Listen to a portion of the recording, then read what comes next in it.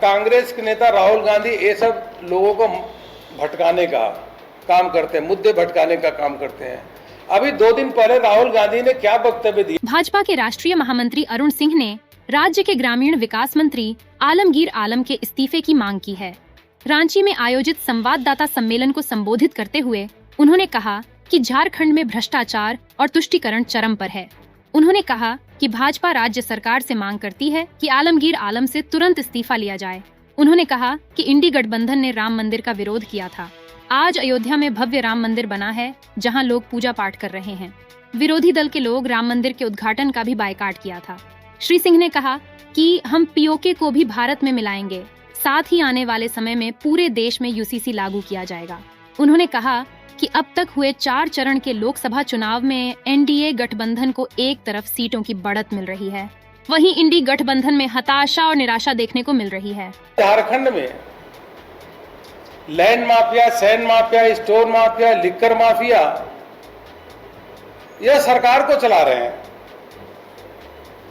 सरकार अनाप शराब पैसे इनसे ले रही है। तभी तो इसी का तो नतीजा है कि राज्य के पूर्व मुख्यमंत्री वह जेल में है, मंत्री जेल में है, 2 आईएएस अधिकारी भी जेल में है। यह पहला ऐसा राज्य है जहां इतने अधिकारी भ्रष्टाचार के केस में जेल के अंदर हैं। और जब भी एनडीए गठबंधन की यहां सरकार बनती है, झारखंड को सदैव लूटने का काम किया है। भाजपा की सरकार आने पे झारखंड को संवारने का काम करती है। और इनकी गठबंधन जो जेएमएम, कांग्रेस और आरजेडी की सरकार हमेशा लूटने का काम करती है। इसलिए झारखंड लगातार काफी पीछे जा चुका है, पिछड़ चुका है। तुष्टीकरण का यह भी यहाँ पे खेल देखिए। संथाल परगना में जो लैंड जिहाद का केस कि बांग्लादेशी आते हैं, आदिवासी लड़कियों से शादी करते हैं, शादी करने के बाद जमीन हड़पते हैं, जमीन हड़पने के बाद बोटी बोटी काटने का काम करते हैं, लेकिन सरकार उन पर कार्रवाई नहीं करती क्योंकि तुष्टीकरण के मार्ग में चल रही है। तो लैंड जिहाद अगर सबसे बड़ा देश में कहीं इसका उदाहरण देखने को मिलेगा तो यह झारखंड में है। इस प्रकार की यहाँ घटनाएं चल रही हैं। में झारखंड में बहुत सारे महिलाएं काम करती हैं। 10 करोड़ सेल्फ हेल्प ग्रुप में जो महिलाएं हैं उनको अलग अलग काम करने के अवसर प्रदान करके उनकी आमदनी बढ़े, इसके लिए हमारे मोदी सरकार जो आ रही है उनके नेतृत्व में यह काम अवश्य रूप से पूरा होगा। भारत आज निरंतर आगे बढ़ रहा है, प्रगति के रास्ते पे आगे बढ़ रहा है। प्रधानमंत्री मोदी जी के नेतृत्व में यह 11वीं अर्थव्यवस्था यूपीए के समय में थी, मोदी जी के नेतृत्व में 5वीं अर्थव्यवस्था बनी है। अब 3री अर्थव्यवस्था की ओर हम लोग बढ़ रहे हैं और झारखंड की हम सभी की सभी सीटें 14 की 14 सीटें हम जीतने जा रहे हैं लोकसभा की। और ये 14 की 14 लोकसभा सीटें हम यहाँ पे जीतने जा रहे हैं। ये मित्रों आप सबसे कहना था। पुनः मैं एक बार मांग करता हूँ कि आलमगीर आलम को तुरंत बर्खास्त किया जाए अगर इस्तीफा नहीं देते तो, और कड़ी से कड़ी कार्रवाई भी होनी चाहिए। बहुत जांच का दायरा बढ़ाना चाहिए। और 38 करोड़ रुपए ये तो एक छोटा सा नमूना है। सैकड़ों करोड़ रुपए या नंबर 2 के कमीशन के झारखंड में रखे गए हैं, उनको भी पकड़ने का काम करना चाहिए। यही मैं आप सबसे कहना चाहूँगा। आपका कोई प्रश्न होगा तो जरूर। कांग्रेस के नेता राहुल गांधी ये सब लोगों को भटकाने का काम करते हैं, मुद्दे भटकाने का काम करते हैं। अभी 2 दिन पहले राहुल गांधी ने क्या वक्तव्य दिया आप सबको ध्यान ही होगा। उन्होंने कहा कि सेना में 2 प्रकार के जवान होते हैं, एक अमीर जवान होता है, एक गरीब जवान होता है। और कहा जो गरीब जवान होता है उसकी शहादत, उसको शहीद का दर्जा नहीं दिया जाता है। तो यह कांग्रेस पार्टी जो सेना में भी आपस में बंटवारा करना, आपस में एक दूसरे से बांटने का काम करना, सदैव इन्होंने देश को नीचा दिखाने का काम किया, सेना के लोगों को नीचा दिखाने का काम किया। हमेशा संविधान पे इन्होंने प्रश्न चिन्ह खड़ा करने का काम किया। इसलिए चाहे राहुल गांधी हो, चाहे कपिल सिब्बल हो, सबकी जो मति है एक ही जैसी चल रही है, मति भ्रम है। ठीक है, ये बात कर रहे हैं कि वहाँ इनके गठबंधन के एक नेता ने कहा कि हम सरकार में आने के बाद पवित्र करेंगे। अरे मंदिर तो सनातन रूप से वह स्थान जहाँ भगवान राम रहते हैं वो तो पवित्र ही होता है, उसको पवित्र कैसे करोगे? इनकी मति खराब हो गई है। यही एनडी गठबंधन के लोग 6 दशक से ऊपर इन्होंने राज किया देश में। 370 धारा को कभी भी हटाना तो दूर की बात है, कहा इसको छुओ मत। कोई देश के कानून और लागू नहीं होते थे और देशवासियों को डराते थे कि 370 धारा नहीं हटना चाहिए, खून खराबा हो जाएगा। ये प्रधानमंत्री मोदी जी के नेतृत्व में 370 धारा उठा करके फेंक दिया और पूरी तरीके से जो जम्मू कश्मीर है वह भारत का अभिन्न अंग बन गया। सारे नियम कानून, सारे कानून वहां लागू हो गए। आरक्षण का कानून भी वहां लागू हुआ और हम सबकी यह संकल्पना भी है कि पाकिस्तान को पीओके भी वह भी हमको भारत का ही अभिन्न अंग है, उसको भी हमको लेना है। यह हमारी दृढ़ इच्छा संकल्प शक्ति है। मित्रों, हमने यह घोषणा किया है कि सरकार आने के बाद यूसीसी को लागू करेंगे और वन नेशन वन इलेक्शन की ओर भी बढ़ेंगे।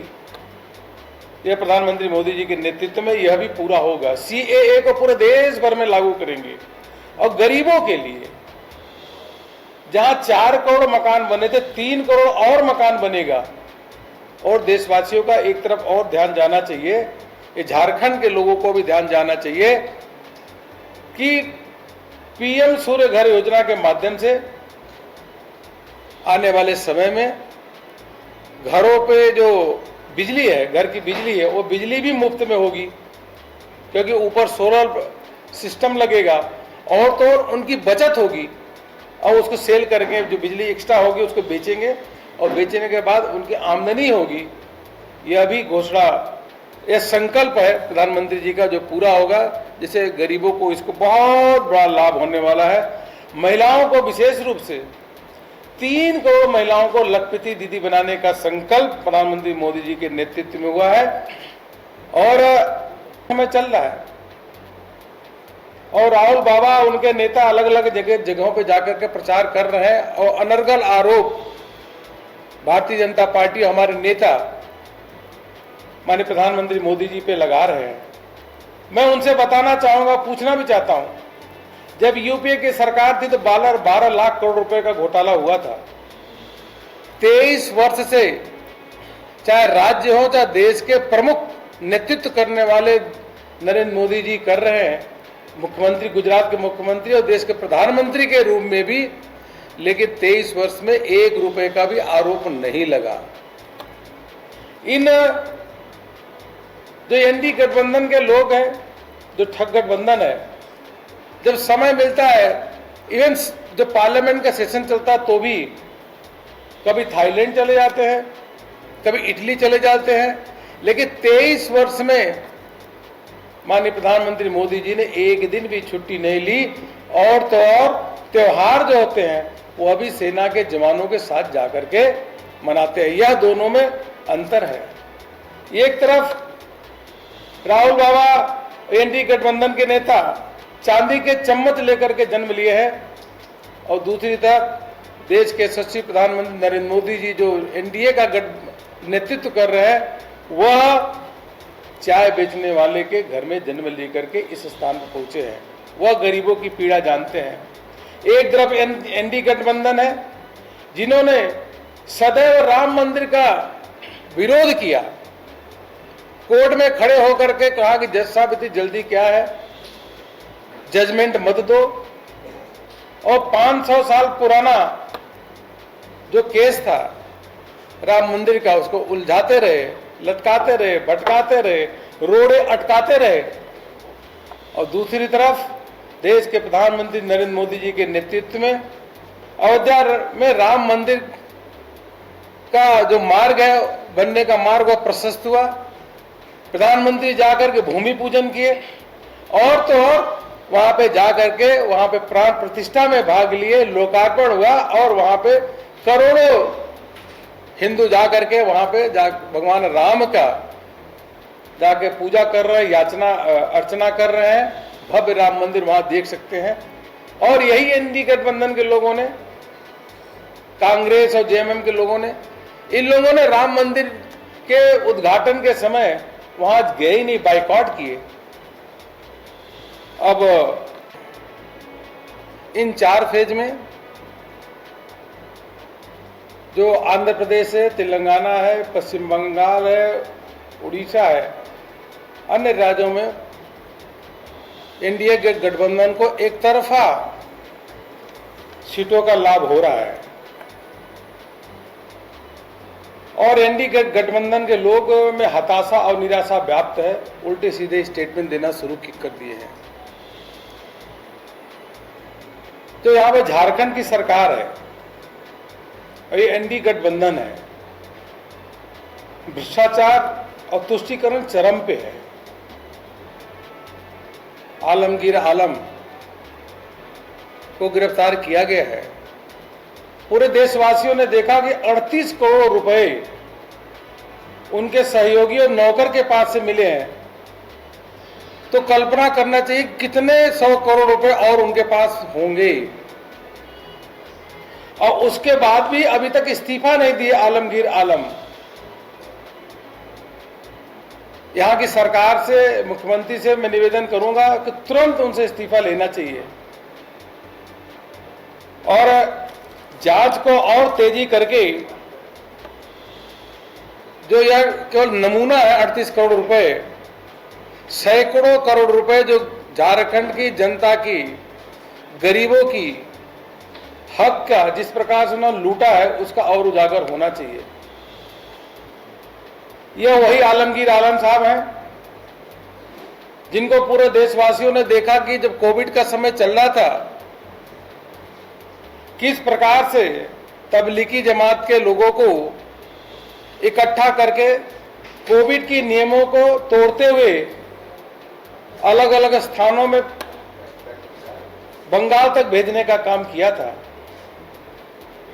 नियमों की धज्जियां उड़ाई थी सरेआम। बहुत चर्चित नाम है, लेकिन तुष्टीकरण के कारण इनकी न तो अभी इनसे इस्तीफा लिया गया और न इन पे और कठोर कार्रवाई राज्य सरकार को करना चाहिए, वह अभी तक नहीं हुआ है।